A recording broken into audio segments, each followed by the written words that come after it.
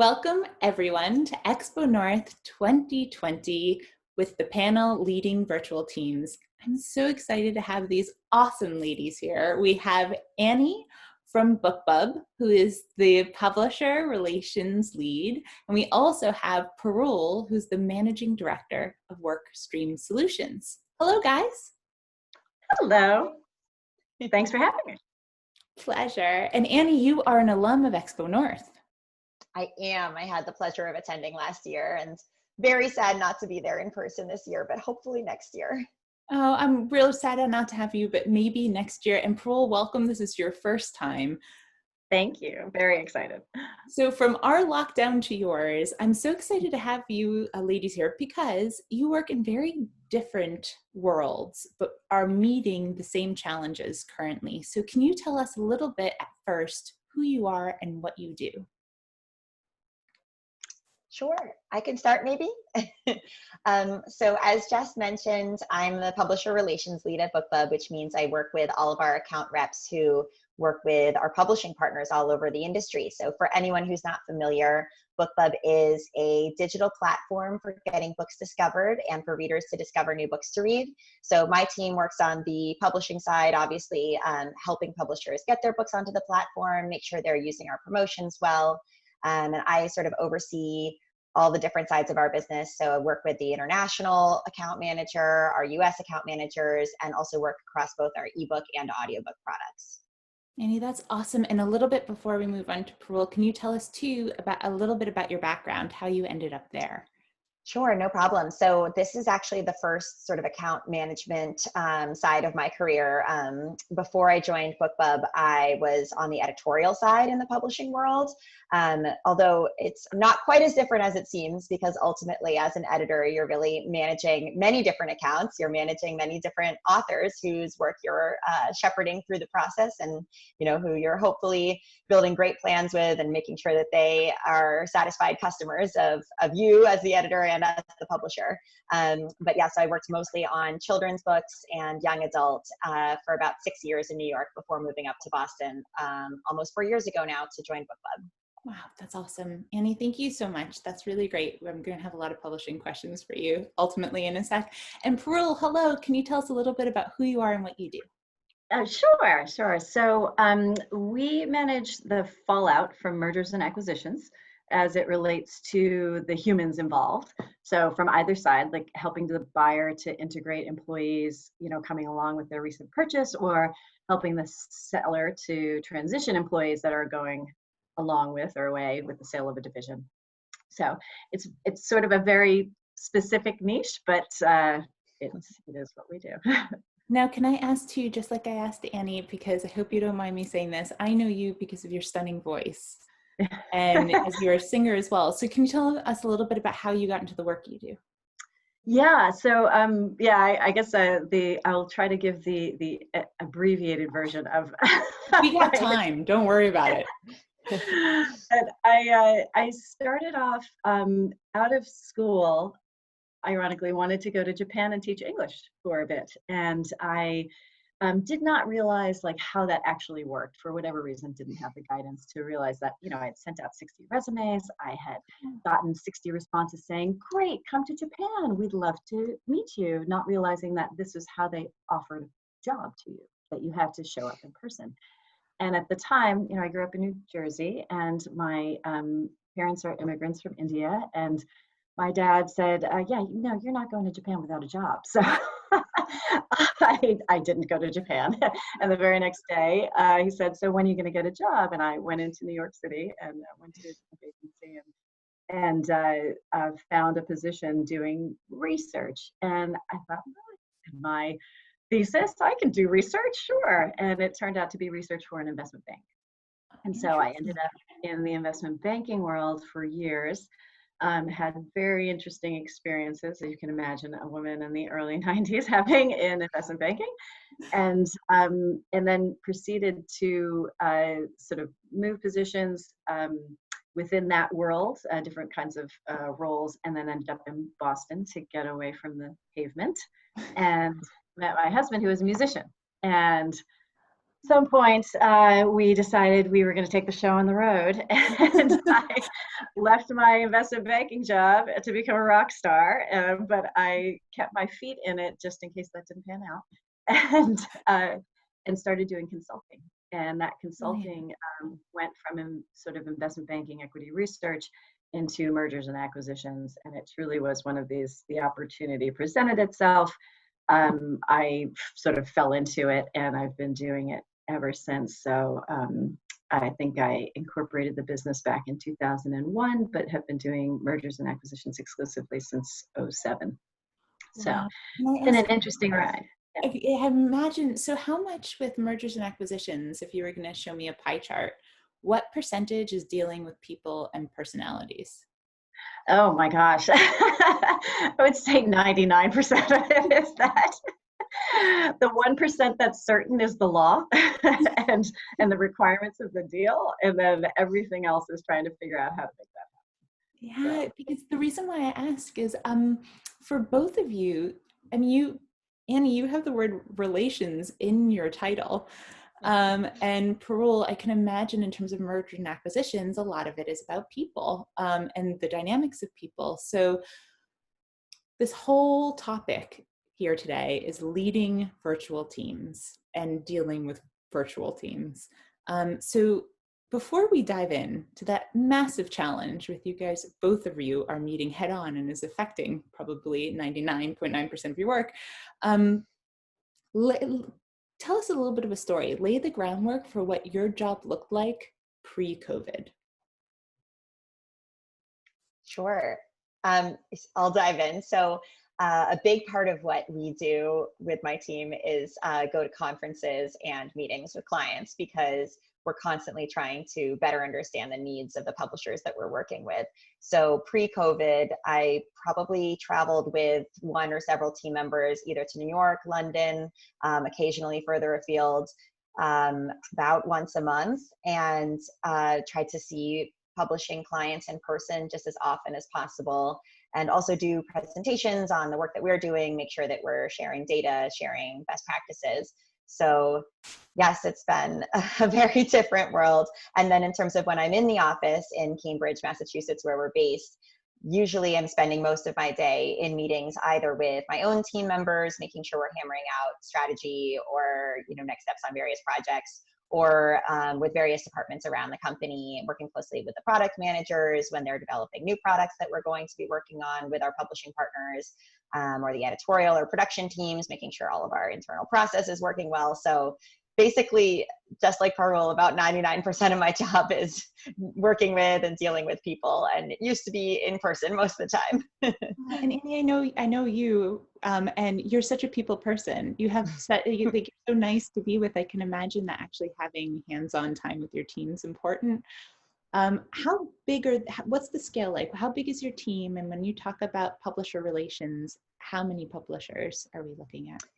Yeah, great question. So there's 8 people total on my team, including me, mostly account managers who are working directly with our publisher partners, but we also have a couple of coordinators on the team who just are the true heroes, pitching in and doing anything and everything needed. And then we work with hundreds of publishers around the world. So all the major, big 5 English language publishers, and then many, many independent publishers as well, university presses, specialized children's or nonfiction, or what have you. The only area that we don't touch currently is academic publishing outside of, the more trade side of university press publishing. So anything that you might go to a general interest bookstore and pick up, those are the types of publishers that we're working with. Wow, God, that's amazing. And I can guess Parul's commute was a little bit longer than yours. Parul, I know you were traveling a lot. What did your life look like pre-COVID? Yeah, it's it's funny. It is interesting. I did travel quite a bit, and it was more than I would have liked, particularly because of the role that I was playing last year per se. But I think that it's fascinating to watch people transition. For the most part, how I worked before really hasn't changed. Minus there's less traveling. Most of the work that I do is done remotely because teams are all over the world. I can't really be in the place where that company has bought another company, and it maybe is luck if that happens, but for the most part it is remote and it's global. So I think less traveling, particularly for me, is the biggest change, but how I work and working from home remotely has always been the case. What I find interesting, though, is that all of the other people who aren't used to working from home, and how they've adjusted to it, because I think before, I don't think I necessarily would have turned my camera on, because I want people to sort of see what was going on, or my kids would be running in and I'd be on mute and trying to gather them out of the room. So there are things like that that always happen to me, and I think partly being able to multitask that way is, you're either a parent and kind of do that anyway, or you have that propensity. But I see now it's actually quite nice, like that people recognize that there's other stuff going on, and you're allowed to take a moment, and you're allowed to have an interruption, and it's not really a mark against you, if that makes sense. Yeah. And I think seeing people too, sort of seeing them at their 7 o'clock hairdo moment is also really nice, because it shows people that you're a real life person, and you have I don't want to say vulnerabilities, but you have complexity. You have some depth besides just whatever it is that you're doing and you're talking about. Yeah, absolutely. Absolutely. Definitely. Well, okay, so that is a benefit, I think, of being on conference calls. Like right now, I thought I chose the most quiet place in my apartment, and it's starting to rain. And so you might be able to hear a very atmospheric rainstorm on the skylight as we're chatting. So life happens as we're kind of trying to work from home. In terms of the actual people-to-people relations, let's start diving into some of the challenges with leading virtual teams. And from a leadership's perspective too, when you're trying to kind of drive a deal forward or negotiate this, like kind of getting something through a process. And Annie, for you too, when you're trying to keep team bonding going and the cohesiveness in terms of what your challenges are. Tell me a little bit about the dynamics now of leading virtual teams. Yeah, it's definitely been a challenge. I mean, I agree with Parul that there is an element where we're sort of seeing people where they are, and that can be lovely. And I do think that another benefit there is that it really equalizes the playing field for people who are working from home.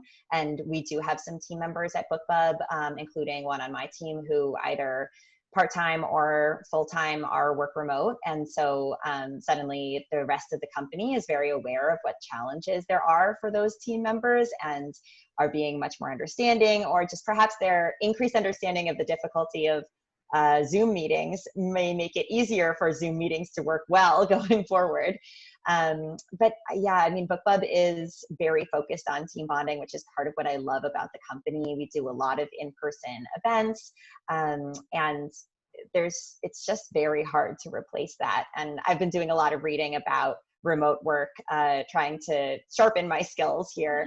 And a lot of the best practices say, obviously they're meant for a pre-COVID era, but a lot of the best practices say, yes, you can be fully remote, and then try to a couple times a year get the whole team together and make sure you're all in the same spot. And that's not possible right now. So we're really dealing with less than ideal circumstances, even for folks who might prefer remote or might work really well remotely. Can I ask too, when you're online with your teams, when you're doing Zoom calls, in your head as a team leader, do you think, okay, I'm going to give people like 10 minutes to decompress with each other? They're going to need to chat about life before getting into it? Or do you save like one meeting a week where it's just like fun talk and then everything else is about business? Yeah, different teams have been doing this differently. There are definitely a couple of teams where I've talked to the team leads, and they are specifically booking coffee hours where people log on to the chat just to have that chat time. Our team is working in a couple different time zones right now, so that's made that aspect a little difficult. Our overlapping time is very precious. But we have been trying to dedicate a couple minutes at both the beginning and the end of each of our weekly team meetings to, sharing some personal updates from everyone, and then a little bit of time to chat at the end for anyone who can stay on and doesn't need to hop off to another meeting or another call. And I think that's been really helpful. And then we also use Slack, and we have sort of daily check-ins on Slack that are social check-ins as well. And I think that's also been really nice for everyone. Do you feel like you're getting to know people in a different way? Just like Parul said, with like transparency, or someone actually has pajama bottoms on, or... Definitely. I mean, a couple of my team members have, left the city and gone to stay with family members. And so I've heard a lot more stories about people's families and, everything that's going on with them.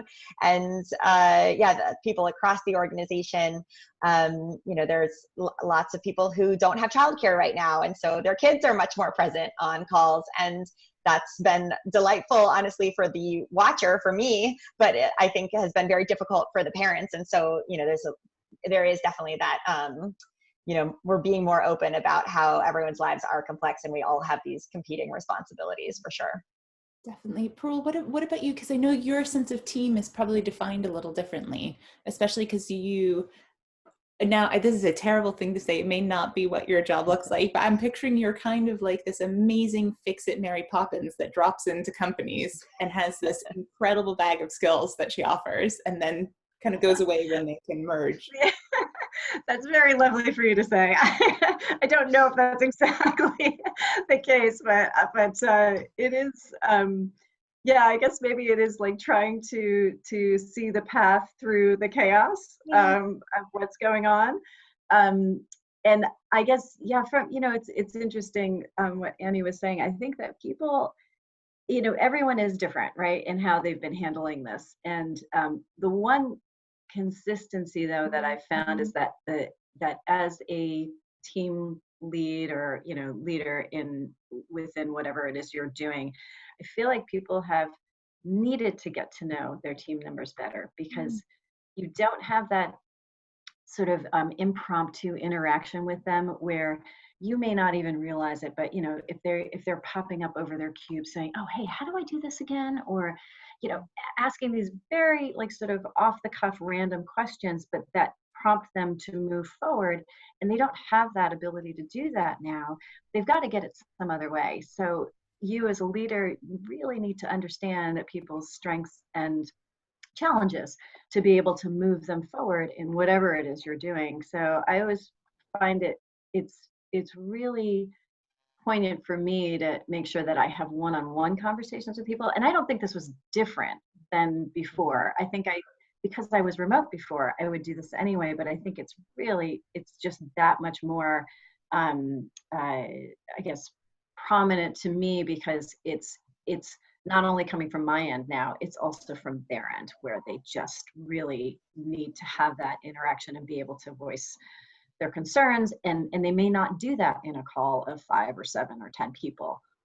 So I find that there's that kind of line that I'm walking in terms of having team meetings and trying to move a project forward and motivate people to move it forward, and then having these one-on-ones just to check in. But I think we do always also, like at the beginning of calls, like do this sort of like, so what's going on with, have you stayed inside this weekend, or like, what'd you do? And try to get people to talk individually also within that environment too. I think there's, I think a lot of people, introverts have been like, yay, I've totally been validated. But it's really, I think it's also difficult for them to be so isolated. And you sort of need to keep a handle or grasp on what's going on with each individual person. So maybe a little extra work, but I think ultimately it works out. Yeah, I've definitely found that too, Parul. I have made sure to have every week a one-on-one check-in with everyone on the team. And that didn't used to be the case for everyone. Some folks preferred weekly, but some team members said, let's do a longer check-in every 2 or 3 weeks, and preferred that cadence. But we would get naturally in the office, impromptu check-in time weekly or even daily anyway. We're an open floor plan at Bookbub, so you see everyone every day unless they're off on a business trip or something. So yes, so I found that it's been important to have scheduled time every single week with every team member while we're all remote like this. Absolutely. And have you like noticed too that, or at least from what I see also from my people, is that you all of a sudden you recognize who's the self-starter, who's the strategist, who's the executor, who, you know, like you sort of see people taking on these roles really more transparently, or just like in your face. Yeah. Yeah, definitely. Definitely. I think people, like, some of the best qualities that people have are really coming out right now, but then also if there are areas that people struggle, then those areas are even harder right now with the added pressures of anxiety about things going on in the world and other pressures at home. So it's been sort of this big moment where there's lots of high highs and low lows, I think. Can I ask too, because we're looking at teams and team dynamics, but I want to turn the focus a little bit on you guys as leaders, because I'm not saying every leader, and I would put myself, because I direct films, into this category as a control freak, but there is something nice about being able to see what's going on in your team. Or even though you were working remotely a lot, I know a lot of those business trips were about dropping you into the environment where something's happening, and you can pick up on a lot of stuff that is nonverbal when you're there. So for you guys in your own sense of work, what are you doing for yourselves, and what have you found anything that's helpful? Have you found anything particularly challenging? Are you, and I know you're reading a lot and kind of self-educating about how you change the dynamics in terms of leadership, but what are you doing for yourself? Do you want to go first, Danny?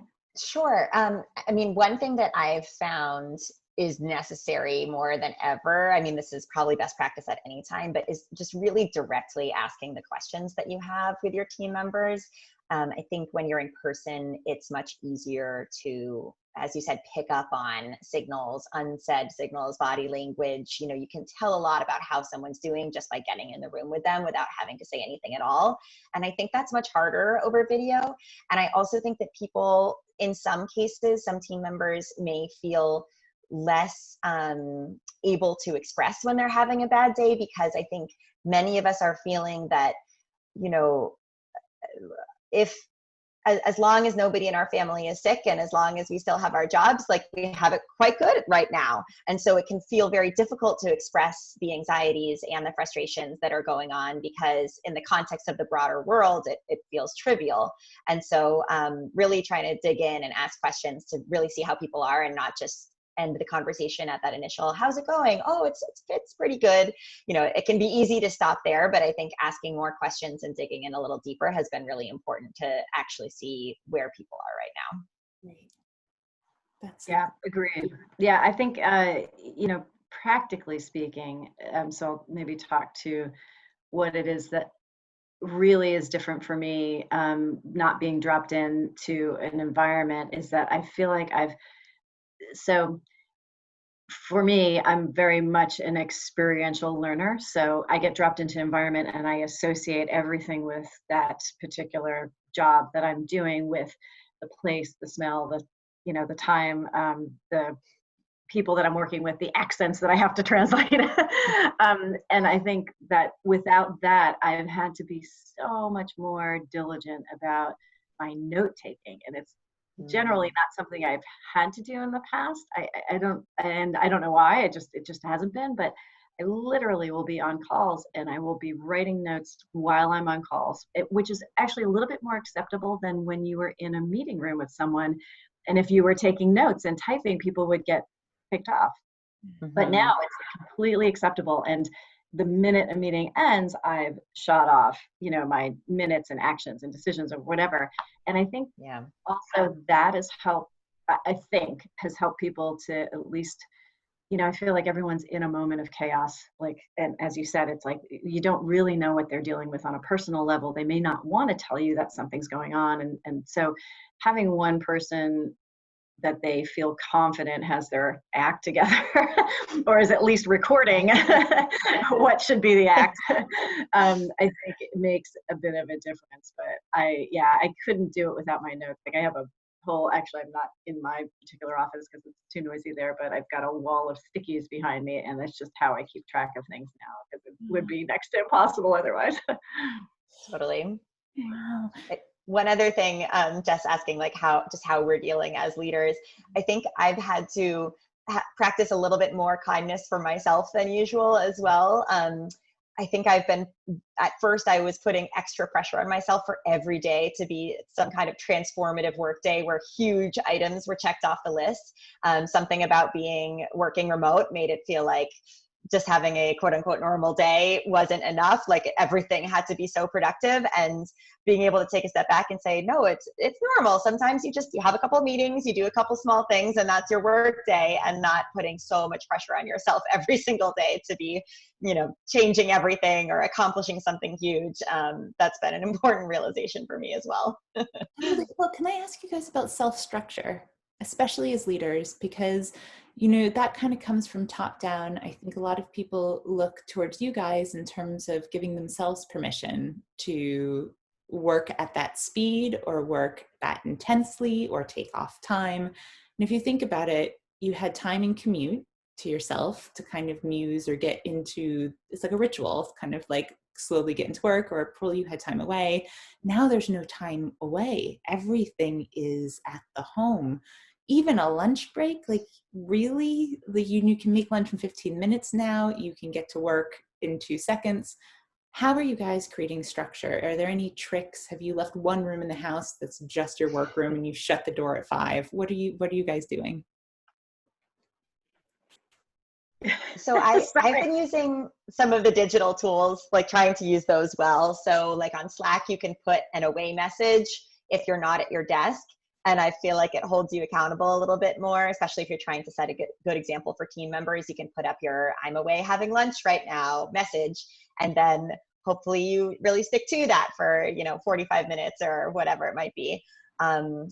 And also just trying to really, again, set the tone by still taking time off. So I'm still planning to take a week off this month, and briefly considered canceling that because to me, as someone who loves to travel, it felt quite depressing to take an entire week without getting to go anywhere. But realized that, it's important to set that example that we should still all be taking time away. And I hope that means that my team members have felt more comfortable also asking for for time off rather, and definitely people have been asking for it. So trying to really model some good behaviors there, I guess. That's really good. You're better than I am, Annie. I think I am notorious for not taking time off, but I think it's also the nature of my work because I'm a consultant. So I think it is a little just different scenario. It's not a regular day job, but I think at least for me, I try to remind people, or for me, I do try to get out every day and go for a hike and I can because I'm out in the middle of the woods, which is fantastic. A lot of people don't have that, ability to do that. But I think, maybe barring anything else, it's being able to define things for them more clearly so that the expectation of what needs to be delivered is clear, and whether or not they feel they need to go above and beyond them, I think is unfortunately, something I haven't really grappled with. But I think for me, everyone has to find their own rhythm for how they release. For me, it's the walk, but I have the ability to be able to do that.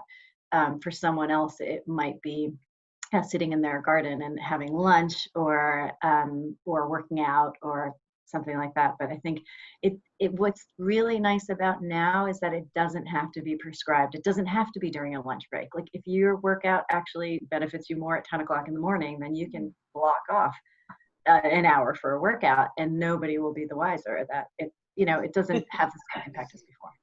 Yeah, that's true. And you also probably have time zone stuff where you're like, I wish I could stop working at 5 p.m., but at 8 p.m., it's my client's time. Exactly. It's been a lot of 5:30 a.m.s this past couple of weeks. Unfortunately. Well, speaking about client relationships, because we looked at teams, we've looked at maybe personal stuff about how you take care of yourself as a leader at the time of COVID. What is it like interfacing now with clients? are some of them furloughed in terms of trying to get in touch with people? Are they coming with their own anxieties about maybe the changing nature of the fields, and how do you negotiate that? So for my end, it's a strange world right now because in actuality, when you look at the economy and what's happening, um, there are a lot of bargains out there, and I hate to say that, but that's really what's come out of the economy slowing down and companies not being able to stay in business. And one of their last resorts would be to sell a business at a good price. So private equity and large companies are starting to look around for deals. So I actually think that there'll be an uptick when it comes to mergers and acquisitions. Whether or not that translates into any work for me is generally dependent on my network, and that's how I usually find my next role. But it's in communicating with employees, I think with the actual client and they are employees of a company.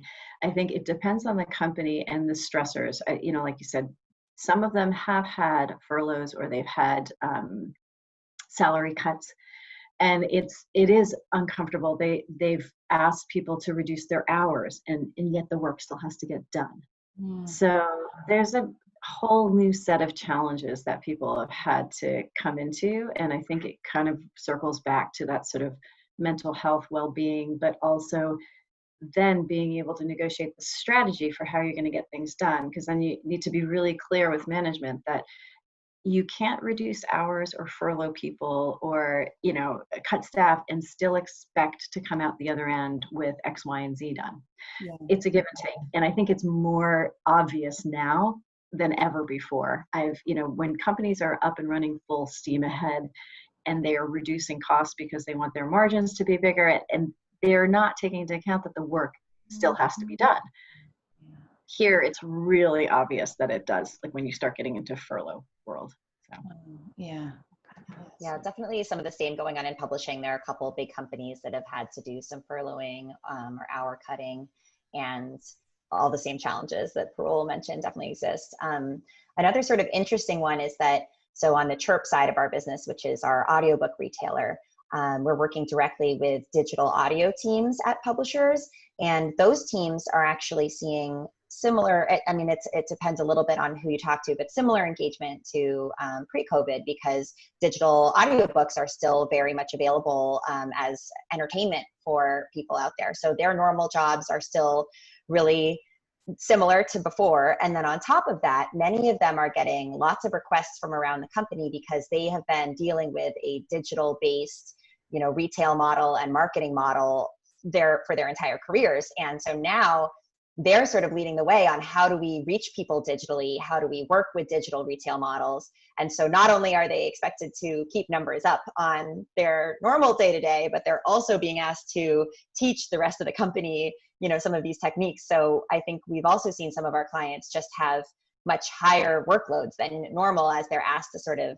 jump in and lead the way for some of their colleagues at the company, which is of course exciting, but given all the other challenges we've already talked about with being at home and not being in person with your colleagues and maybe not having childcare and all of that, it seems like there's been some hectic days for some of our clients. So we're just trying to be as supportive as possible and make things as easy as possible for clients so that we're not one of the stressors.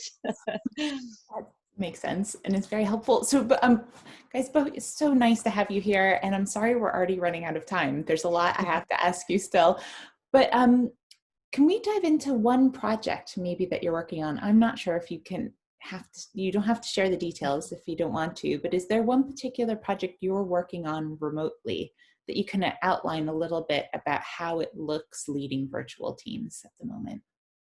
You can have a little bit of a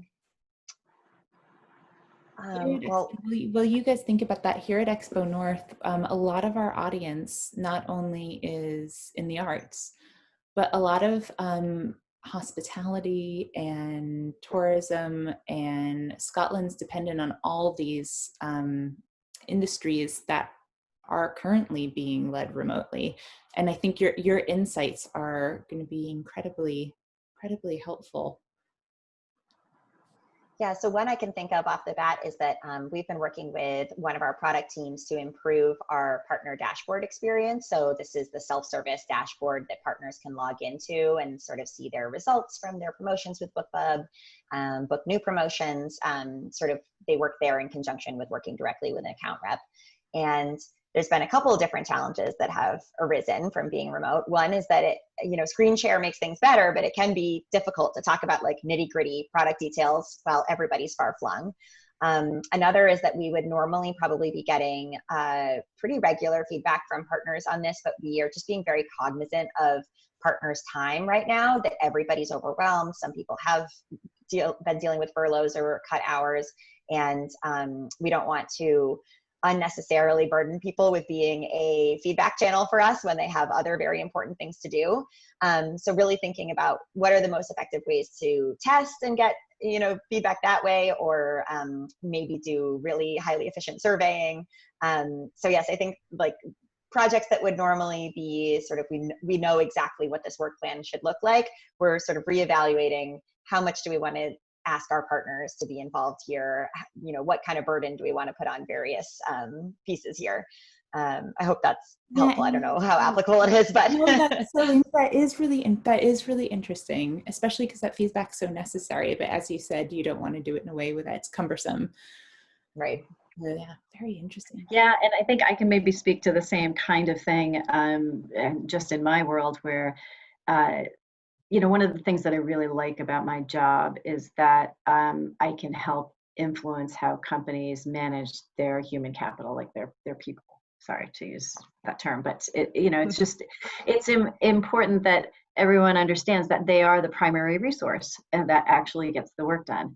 And so how you set up an infrastructure going forward, or how you treat someone as they walk out the door, impacts their daily life. And it just, I guess it speaks volumes to how we take care of each other, in these things that we spend so much time doing, more than we spend with our families. And I think in this environment, it's particularly been a challenge because there's so much uncertainty with COVID-19 and what employment is going to look like in general, because people haven't opened up their businesses full stop again, or full start again, I should say. And so with that uncertainty, as I'm sort of progressing at the end of a particular deal, and the employees are need to be contracted with the new company. So you're transitioning them over, but the details of those contracts are very important to them. And something that wouldn't otherwise get attention is getting a lot of attention. Like, how many holidays do I get? Or what's the notice period if I'm going to get terminated? Which normally, again, are standards in the industry. And then all of a sudden everyone's going, wait a second, I can't have a non-compete in my contract because I could get fired tomorrow. And then where am I going to work, especially with this going on? So it's been really, I think, a roller coaster ride for everyone involved. And I don't think there's a way around it, unfortunately, or at least I haven't found. Oh, well, that's so interesting, especially because like the word that keeps on coming up is just uncertainty. It's like how uncertainty starts really shaping, almost like massive bits of water shape the Grand Canyon. How does it start shaping kind of the landscape now of how we're working? So is there anything from this period of uncertainty in the period of COVID that you guys hope to carry forward when there is more certainty that you've been learning from this time as leaders? One thing that I hope that but also just our company and the broader working world takes forward is that it is possible to be extremely productive remotely. And I think our business has done an awesome job proving that our employees can be just as effective remotely. And that's in strange times where there's extra anxiety and maybe no childcare or other dependencies that people are dealing with. So I hope that we emerge from this offering parents or other people with family obligations or home obligations more flexibility in the workplace, because I think we've proven that it's possible to have highly effective workers who also have that flexibility. That's great. Yeah, I completely echo that sentiment. I also feel like my one really, really big hope too is that people recognize that you can have a balanced life. like this has not really been the thing that we've had for a long time. I think that when technology came into play and people carried around Blackberries, I'm dating myself, but that they were accessible all the time, and we really haven't switched mode since then. If you have a computer and you can log in from home, then you should.